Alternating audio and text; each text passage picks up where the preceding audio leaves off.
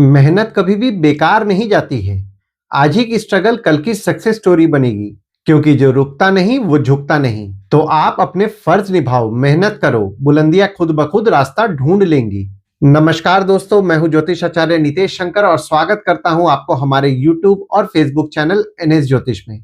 आज का ज्योतिष का कार्यक्रम बहुत ही विशेष कार्यक्रम रहने वाला है। हम लोग तुला लग्न यानी कि लिब्रा एसेंडेंट का अप्रैल 2026 आपके लिए कैसा रहेगा, इसके बारे में डिटेल में चर्चा करेंगे कि ग्रहों के गोचर के अनुसार आपको क्या शुभ परिणाम अप्रैल के महीना में मिल रहे हैं, किन चीजों का आपको अप्रैल के महीना में ध्यान रखना है और आपका स्वास्थ्य कैसा रहेगा, स्टूडेंट्स का पढ़ाई कैसा चलेगा, अगर आपका किसी के साथ प्रेम संबंध चल रहा है तो आपका प्रेम संबंध कैसा रहेगा, मैरिड लाइफ आपका कैसा रहेगा, भाग्य आपका साथ देगा नहीं साथ देगा अप्रैल के महीना में, और काम व्यापार आपका कैसा चलेगा, इनकम कैसा होगा, सेविंग्स कैसा होगा, इसके बारे में हम लोग डिटेल में चर्चा करेंगे।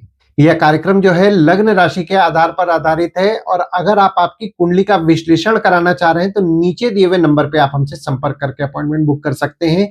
और अगर आपने कर्क लग्न का मार्च 2026 का मासिक फलादेश एवं उपाय नहीं देखा है तो ऊपर दिए हुए आई बटन पर क्लिक करें। चलिए फिर स्टार्ट करते हैं और वीडियो के अंत में मैं आपको अप्रैल के महीना में कौन सी शुभ तारीखें होंगी जिस दिन आप कोई भी नया काम शुरू करना चाह रहे हैं, या फिर अगर आप कहीं बाहर जाने का प्लान कर रहे हैं, या फिर आपका जॉब में कोई ज्वाइनिंग है तो इन तारीखों को आप कंसीडर कर सकते हैं और किन तारीखों को आपको अवॉइड करना है इसके बारे में भी हम लोग चर्चा करेंगे। और अप्रैल के महीना में कौन से उपाय आपको करने चाहिए जिससे कि अप्रैल के महीना में आपको ज्यादा शुभ परिणाम मिले, इसके बारे में भी हम लोग डिटेल में चर्चा करेंगे। यहाँ पे देखिए कुंडली बन गई है ग्रहों के गोचर के अनुसार, यानी कि अप्रैल के महीना में ग्रहों के जो गोचर होंगे उसके आधार पर यहाँ पे कुंडली बन गई है। और अगर यहाँ पे 7 नंबर लिखा हुआ है, और देखिए येलो मार्किंग भी आपको दिखेगा, जहां पे येलो मार्किंग है वहां पे अगर 7 नंबर लिखा हुआ है तो ये तुला लग्न वाले जातकों की पत्रिका है। एक चीज और दोस्तों आपको समझना है कि जिन जिन भावों के बारे में मैं बात करूंगा वो येलो मार्किंग उन भाव में चला जाएगा, ताकि आपको समझने में आसानी जाए कि मैं किस भाव के बारे में आपसे चर्चा कर रहा हूं। चलिए फिर हम लोग ये जान लेते हैं शुरुआती तौर पे कौन कौन से ग्रह आपके किस किस भाव में बैठे हुए हैं। तो राहु, मंगल और बुध आपके 5वें भाव में बैठे हुए हैं, वहीं शनि और सूर्यदेव आपके 6वें भाव में बैठे हुए हैं, शुक्र आपके 7वें भाव में बैठे हुए हैं, गुरुदेव आपके 9वें भाव में बैठे हुए हैं, और केतु आपके 11वें भाव में बैठे हुए हैं, और चंद्रमा आपके 12वें भाव में बैठे हुए हैं। गोचर की बात करें तो अप्रैल के महीना में 4 बड़े ग्रहों का गोचर हो रहा है। पहला ग्रह का गोचर जो हो रहा है वो हो रहा है मंगल का। मंगल जो कि आपके 5वें भाव में विराजमान है, वे आपके 6वें भाव में 2 अप्रैल से विराजमान होंगे। और बुध अप्रैल के महीना में 2 बार गोचर करेंगे। पहला गोचर होगा 11 अप्रैल को, आपके 5वें भाव से बुध आपके 6वें भाव में विराजमान होंगे 11 अप्रैल को, और 11 अप्रैल से लेकर के 29 अप्रैल तक आपके 6वें भाव में विराजमान रहेंगे, और बुध 30 अप्रैल को आपके 7वें भाव में विराजमान होंगे। वहीं सूर्य आपके 6वें भाव से आपके 7वें भाव में 14 अप्रैल को विराजमान होंगे, और शुक्र आपके 7वें भाव से आपके 8वें भाव में 19 अप्रैल को विराजमान होंगे। तो अगर हम लोग आपका लग्न देख रहे हैं तो लग्न पे आपके गुरुदेव की दृष्टि पड़ रही है, मंगल की दृष्टि 2 अप्रैल से पड़ेगी, शुक्र की दृष्टि पड़ रही है, सूर्य की दृष्टि 14 अप्रैल से पड़ेगी, और 30 अप्रैल से बुध की दृष्टि पड़ेगी। देखिए पहली चीज तो ये है कि 2 अप्रैल से आपको क्रोध ज्यादा आएगा, आपको आपके क्रोध पे नियंत्रण रखना है और किसी से भी विवाद में नहीं पड़ना है। हालांकि यहाँ पे देखिए आपको ज्ञान की प्राप्ति हो रही है, और आपके लग्न के स्वामी जो कि शुक्र हैं आपके 7वें भाव में विराजमान हो गए 26 मार्च से, और 26 मार्च से लेकर के 18 अप्रैल तक आपके 7वें भाव में ही विराजमान रहेंगे। तो आपकी स्पाउस को लेकर के आपका फोकस रहेगा, भागीदारी में काम कर रहे हैं भागीदार को लेकर के आपका फोकस रहेगा। और जब शुक्र आपके 8वें भाव में 19 अप्रैल से विराजमान होंगे, एक चीज का आपको ध्यान देना है, यहाँ पे नेगेटिव थॉट्स को कंट्रोल करना है, और नेगेटिव थॉट्स को कंट्रोल करने के लिए मेडिटेशन करना है। हालांकि यहाँ पे आपके ससुराल वालों को लेकर के आपका फोकस रहेगा।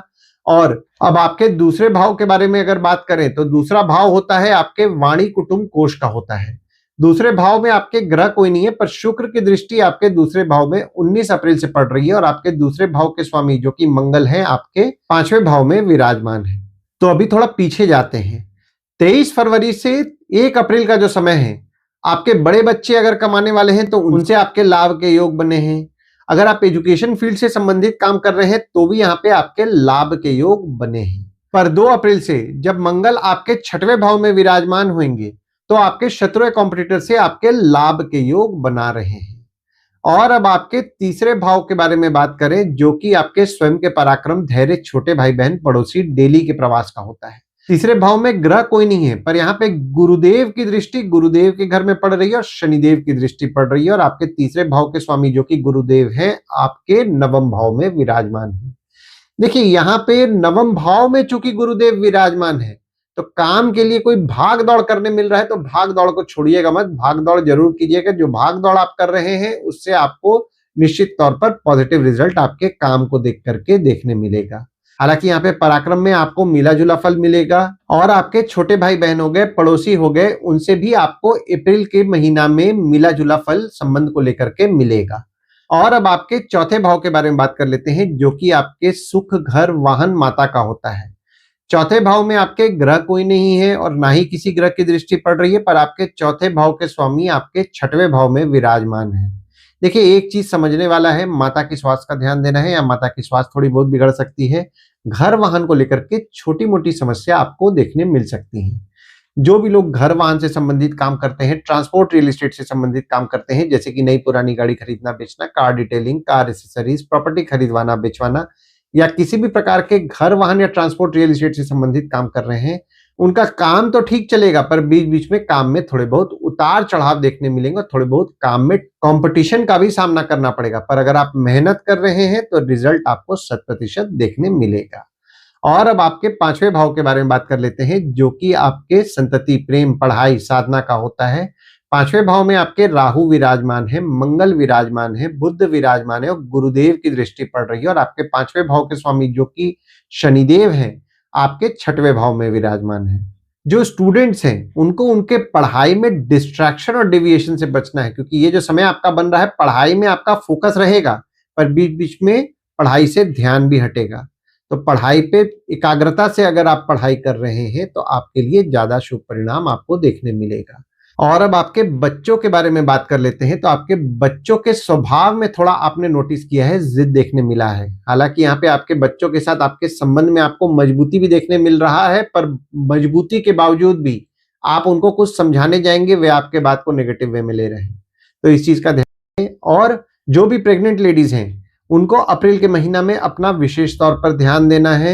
और जो भी लोग एजुकेशन फील्ड से संबंधित काम करते हैं, जैसे कि टीचर है, प्रोफेसर है, कोचिंग इंस्टीट्यूट चला रहे हैं, ट्रेनिंग इंस्टीट्यूट चला रहे हैं, ट्यूशंस पढ़ा रहे हैं, उनके काम में उनको बढ़ोतरी देखने मिल रहा है, काम में रिस्पॉन्सिबिलिटीज भी बढ़ रहा है। हालांकि यहाँ पे देखिए शत्रु कॉम्पिटिटर के साथ टफ कॉम्पिटिशन का आपको सामना करना पड़ रहा है, पर आपके काम में अगर आप मेहनत कर रहे हैं तो आपको रिजल्ट भी देखने मिल रहा है। और अब आपके 6वें भाव के बारे में बात कर लेते हैं, जो कि आपके रोग, ऋण, शत्रु, मामा मौसी का होता है। 6वें भाव में आपके शनिदेव विराजमान है, सूर्य विराजमान है, मंगल 2 अप्रैल को विराजमान होंगे और बुध 11 अप्रैल को विराजमान होंगे।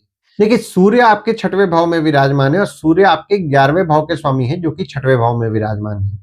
जो भी लोग मेडिकल फील्ड से संबंधित काम करते हैं, जैसे कि डॉक्टर है, फार्मासिस्ट है, मेडिकल इक्विपमेंट का बिजनेस कर रहे हैं, या फिर बैंक रिकवरी या फिर सिक्योरिटी सप्लाई से संबंधित काम कर रहे हैं, उनके काम से उनके लाभ के योग बन रहे हैं। और मंगल जब 2 अप्रैल को आपके 6वें भाव में विराजमान होंगे, तो मंगल आपके दूसरे भाव के स्वामी है और 7वें भाव के स्वामी है, जो कि 6वें भाव में विराजमान हो रहे हैं। तो 6वां भाव जो होता है वो होता है आपके शत्रु का होता है, कॉम्पिटिटर का होता है। तो विवाद करने का वे आपसे प्रयास करेंगे, तो विवाद को अवॉइड करें, किसी भी किस्म के विवाद में ना पड़े, क्योंकि उनके स्वभाव थोड़ा सा एग्रेसिव आपको देखने मिलेगा 2 अप्रैल से पूरे अप्रैल के महीना।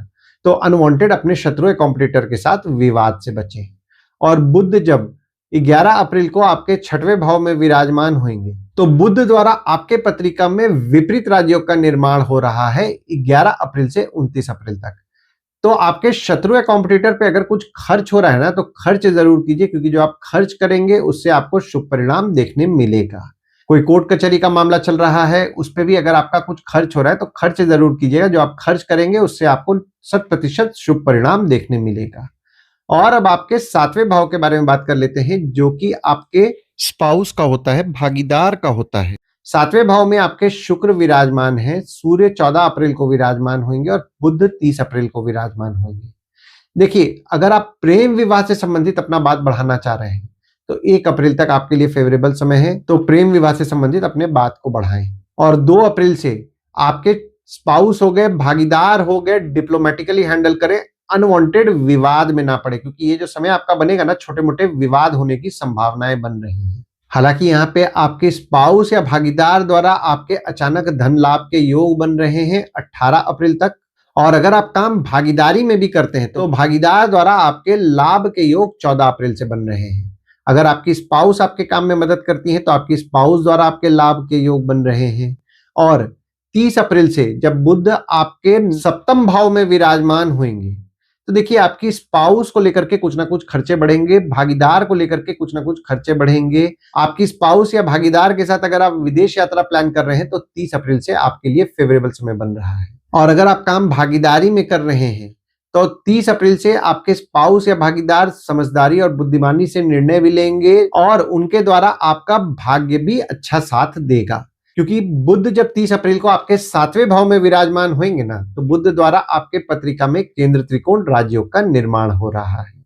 और अब आपके 8वें भाव के बारे में बात कर लेते हैं, जो कि आपके आयु, जीवन, मृत्यु, अचानक धन लाभ, ससुराल का होता है। 8वें भाव में आपके शुक्र 19 अप्रैल को विराजमान होंगे और 19 अप्रैल को जब शुक्र आपके 8वें भाव में विराजमान होंगे तो शुक्र द्वारा विपरीत राजयोग का निर्माण हो रहा है और शनिदेव की दृष्टि पड़ रही है और मंगल की दृष्टि पड़ रही है। देखिए, पहली चीज तो ये 19 अप्रैल से छोटा मोटा चोट पाट लग सकता है, तो चोट पाट से बचें। ससुराल वालों की स्वास्थ्य थोड़ी बहुत बिगड़ सकती है और कोई भी नदी, समुंदर, तालाब या फिर कोई भी ज्यादा गहरा पानी में जाने से बचें। और जो भी लोग जमीन से नीचे से संबंधित काम कर रहे हैं, माइनिंग से संबंधित काम कर रहे हैं, रिसर्च से संबंधित काम कर रहे हैं, उनके काम में उनको मेहनत ज्यादा करना है, क्योंकि ये जो समय है थोड़ा मेहनत ज्यादा कराएगा। पर जब आप मेहनत करेंगे तो रिजल्ट आपको देखने मिलेगा, पर थोड़ा सा मेहनत आपको ज्यादा करना है। आपके ससुराल वालों के साथ छोटे मोटे मनमुटाव होने की संभावनाएं बन रही है, विवाद होने की संभावनाएं बन रही है, तो मनमुटाव और विवाद से बचें। और अब आपके नवम भाव के बारे में बात कर लेते हैं, जो कि आपके भाग्य, धर्म, जीजा, साली, साला, छोटे भाई के स्पाउस का होता है। नवम भाव में आपके गुरुदेव विराजमान है और मंगल की दृष्टि आपके नवम भाव में पड़ रही है और आपके नवम भाव के स्वामी जो कि बुध हैं आपके 5वें भाव में विराजमान है। देखिए, नवम भाव जो होता है वो होता है आपके भाग्य, धर्म, जीजा, साली, साला, छोटे भाई के स्पाउस का होता है।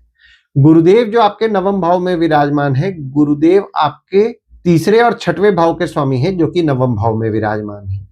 एक चीज समझने वाली बात है, पूरे अप्रैल के महीना में आपका भाग्य आपका साथ देगा, पर जब शत्रु कॉम्पिटिटर के भाग्य की बात करूं तो उनका भी साथ देगा।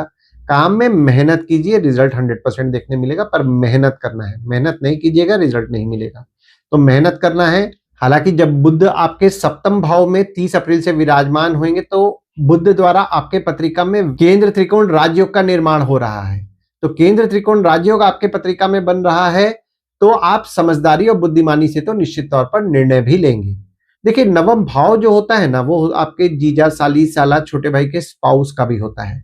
नवम भाव में मंगल की दृष्टि पड़ रही है, तो एक चीज का आपको ध्यान देना है, आपके जीजा, साली, साला, छोटे भाई के स्पाउस हो गए, उनसे किसी भी किस्म के मतभेद और विवाद दोनों से पूरे अप्रैल के महीना आपको बचना है। और अब आपके दशम भाव के बारे में बात कर लेते हैं, जो कि आपके बॉस का होता है, पिता का होता है, आपके काम का होता है।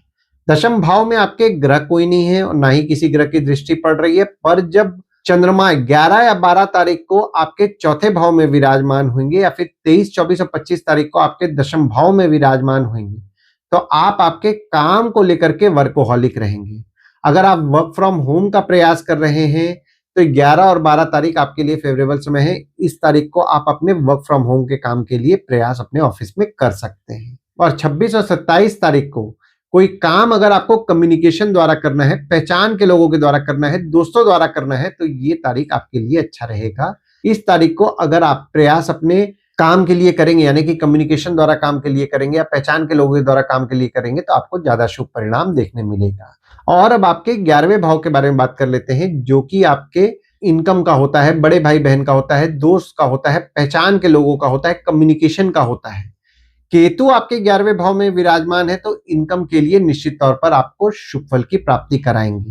हालांकि यहाँ पे मैं फिर से बोलूंगा, पैसे के लिए एग्रेसिव ना हो। आपके बड़े भाई बहन हो गए, दोस्त हो गए, पहचान के लोग हो गए, उनको काम बोलेंगे, थोड़ा इधर उधर घुमाएंगे, और अपने प्रयास को करते रहिए, आपको काम 100% होने वाला है। पर एक चीज का ध्यान देना है, किसी भी किस्म के विवाद में उनके साथ नहीं पड़ना है। और अब आपके 12वें भाव के बारे में बात कर लेते हैं, जो कि आपके खर्च, जेल, फॉरेन, हॉस्पिटल, मोक्ष का होता है। 12वें भाव में आपके ग्रह कोई नहीं है, पर यहाँ पे मंगल की दृष्टि आपके 12वें भाव में पड़ रही है और शनिदेव की दृष्टि भी आपके 12वें भाव में पूरे अप्रैल के महीना पड़ रही है। एक चीज का ध्यान देना है, किसी से भी विवाद में नहीं पड़ना है। विवाद हो भी जाएगा, अपने एंड से सॉल्व करें, चीजों को कानूनी मामले में ना जाने दें। हालांकि देखिए, 12वें भाव में शनिदेव की दृष्टि पड़ रही है, तो खर्चों को आप कंट्रोल करने का प्रयास करेंगे, पर स्पाउस को लेकर के 30 अप्रैल से कुछ ना कुछ खर्चे बढ़ेंगे। भागीदारी में काम करते हैं, भागीदार को लेकर के कुछ ना कुछ 30 अप्रैल से खर्चे बढ़ेंगे। एक बात और मैं बोलूंगा, 12वां भाव जो होता है वो विदेश संबंधित काम का भी होता है, यानी कि इंपोर्ट एक्सपोर्ट हो गया, फॉरेन ट्रेड हो गया, फॉरेन से प्रोजेक्ट्स उठा के काम कर रहे हैं या किसी भी प्रकार के विदेश संबंधित से जुड़े हुए काम कर रहे हैं, तो काम में थोड़े बहुत उतार चढ़ाव देखने मिलेंगे। मेहनत करना है, मेहनत कीजिएगा तो रिजल्ट देखने मिलेगा, तो मेहनत जरूर कीजिएगा, हारना नहीं है, क्योंकि जो मेहनत करते करते हार जाएगा उसको रिजल्ट नहीं मिलता है। तो मेहनत जरूर कीजिएगा। तो ओवरऑल अगर मैं देख रहा हूं ना, अप्रैल का महीना, देखिए आपके काम को लेकर के आपको शुभ परिणाम मिलेगा। जो भी लोग घर वाहन से संबंधित काम कर रहे हैं, ट्रांसपोर्ट रियल एस्टेट से संबंधित काम कर रहे हैं या विदेश संबंधित काम कर रहे हैं, उनके काम को लेकर के थोड़ा सा उनको मेहनत ज्यादा करना है। मेहनत करते रहिए, रिजल्ट 100% मिलेगा। और बाकी उसके अलावा कोई भी आप काम कर रहे हैं, यानी कि आप डॉक्टर हैं, फार्मासिस्ट हैं, मेडिकल इक्विपमेंट का बिजनेस कर रहे हैं, बैंक रिकवरी, सिक्योरिटी सप्लाई से संबंधित काम कर रहे हैं, या कोई भी काम कर रहे हैं, उनके काम में उनको बढ़ोतरी देखने मिलेगा और उनके काम से उनके लाभ के योग भी बन रहे हैं। हालांकि यहाँ पे देखिए, कोई भी काम आप कर रहे हैं, काम में मेहनत कीजिए, रिजल्ट देखने मिलेगा, मतलब लाभ आपका अप्रैल के महीना में होगा। आइए दोस्तों, अब हम लोग ये समझने का प्रयास करते हैं अप्रैल के महीना में कौन सी शुभ तारीखें होंगी, जिस दिन अगर आप कोई भी नया काम शुरू करना चाह रहे हैं या बाहर जाने का प्लान कर रहे हैं या कोई भी शुभ कार्य करना चाह रहे हैं तो कर सकते हैं। तो तारीख हो जाते हैं 3 से 5 तारीख, 11 तारीख, 12 तारीख, 17 तारीख, 18 तारीख, 23 से 25 तारीख और 30 तारीख। वहीं कोई भी शुभ कार्य अगर आप करना चाह रहे हैं तो इन तारीखों को आप अवॉइड करें। तो तारीख हो जाते हैं 1 तारीख, 2 तारीख, 15 तारीख, 16 तारीख, 19 तारीख, 20 तारीख, 28 तारीख और 29 तारीख। इन तारीखों को कहीं लिख के रख लीजिए ताकि आपके ध्यान में रहे। और उपाय में आपको बुधवार के दिन विष्णु रामकृष्ण भगवान की उपासना करनी है, विष्णु रामकृष्ण भगवान के मंदिर जाना है। गुरुवार के दिन साईं बाबा और दत्त भगवान की उपासना करें, साईं बाबा और दत्त भगवान के मंदिर जाएं। मंगलवार के दिन हनुमान चालीसा, बजरंग बाण, सुंदरकांड का पाठ करें, ओम गणपतये नमः का जाप करें। मंगलवार के दिन हनुमान मंदिर और गणपति मंदिर अगर आप जाएंगे तो आपको अच्छा लाभ होगा। आशा करता हूं इस वीडियो में दी हुई जानकारी आपको पसंद आई होगी। अगर आप हमें YouTube पे देख रहे हैं और ये वीडियो आपको पसंद आया हो तो इस वीडियो को लाइक कीजिए, चैनल को सब्सक्राइब कीजिए, नोटिफिकेशन बेल जरूर दबाइए। और अगर आप हमें फेसबुक पेज या व्हाट्सएप पेज पे देख रहे हैं तो फेसबुक पेज या व्हाट्सएप पेज को लाइक कीजिए और फॉलो कीजिए। धन्यवाद दोस्तों, कल फिर मिलेंगे एक नए वीडियो के साथ। नमस्कार।